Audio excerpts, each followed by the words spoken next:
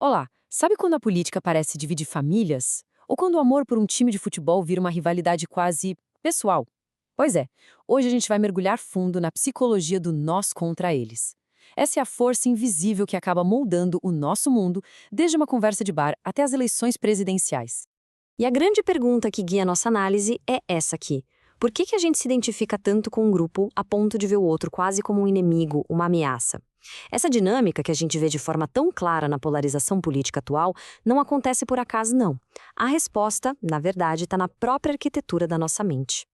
Bom, e o nosso roteiro aqui é quase uma jornada. Primeiro, a gente vai entender por que, afinal, precisamos tanto de um nós.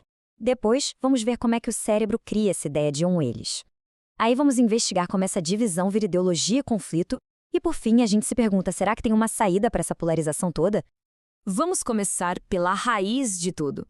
Tudo começa, na verdade, com um dos impulsos humanos mais básicos que existem: a nossa necessidade de pertencer. E a ferramenta que a gente usa para entender isso é a psicologia social. É o campo da ciência que ajuda a gente a decifrar por que agimos de certas maneiras quando estamos em grupo. Ela revela essa conexão entre a mente de uma pessoa e os movimentos de uma multidão. E aqui tem um ponto que é fundamental. Pertencer a um grupo não é uma coisa qualquer. Tipo, escolher um sabor de sorvete. Não. Essas afiliações se tornam parte de quem a gente é. É a nossa identidade social. E ela carrega um peso emocional gigantesco. Isso nos leva para a divisão mais fundamental de todas. A mente humana, para tentar simplificar um mundo que é super complexo, divide tudo em basicamente duas categorias: o nosso grupo, o nós, e o grupo de fora, o eles. Essa distinção, por mais simples que pareça, é a sementinha de quase todo o conflito social que existe. E é super importante entender que um grupo, psicologicamente falando, não é só um monte de gente junta. Os membros dependem uns dos outros. O que acontece com um afeta o resto. E eles compartilham crenças, normas que acabam guiando o comportamento de todo mundo ali.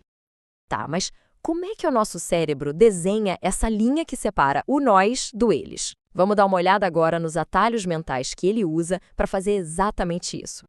Bom, os nossos cérebros foram feitos para economizar energia. E para fazer isso, eles simplesmente amam atalhos. O atalho mais famoso de todos, o estereótipo.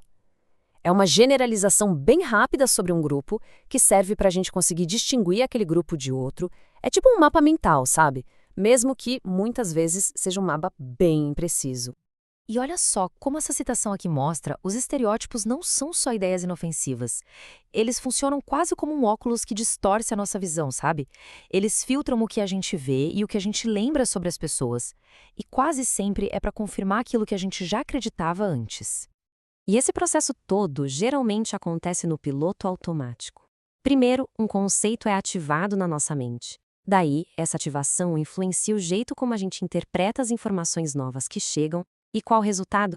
Julgamentos que são enviesados e o pior, muitas vezes a gente nem percebe que isso está acontecendo. E é aqui que a gente chega na política. Esse viés cognitivo ganha até um nome: raciocínio motivado. Se a gente parar para pensar em alguns movimentos políticos, por exemplo, vemos isso claramente. Informações que reforçam a visão de mundo daquele grupo são logo aceitas como verdade absoluta. Já os dados que contradizem essa visão, aí é fake news, ataque da mídia tradicional, a lealdade ao grupo se torna muito mais importante do que a verdade objetiva. Ok, até aqui a gente entendeu a psicologia individual, mas a grande questão que fica é: como é que esses processos que acontecem dentro da cabeça de cada um se expandem a ponto de moldar a política, as nações e as ideologias de um país inteiro? Agora, a gente vai ver como essa psicologia de grupo sobe de nível. Como é que o sentimento de nós deixa de ser sobre um time de futebol e se transforma na base de um movimento político que quer definir o que é uma nação. O nacionalismo é basicamente a identidade de grupo elevada ao nível de um país inteiro. É a ideia de que a nação é a unidade mais importante de todas.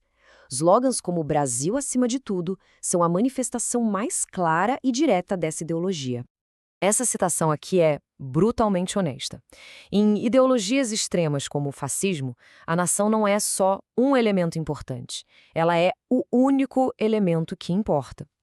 Tudo, absolutamente tudo, a economia, a cultura, a vida de cada um, tem que servir à nação. É nesse ponto que a psicologia vira política, O nós se transforma na nação, e essa nação é definida por critérios bem específicos.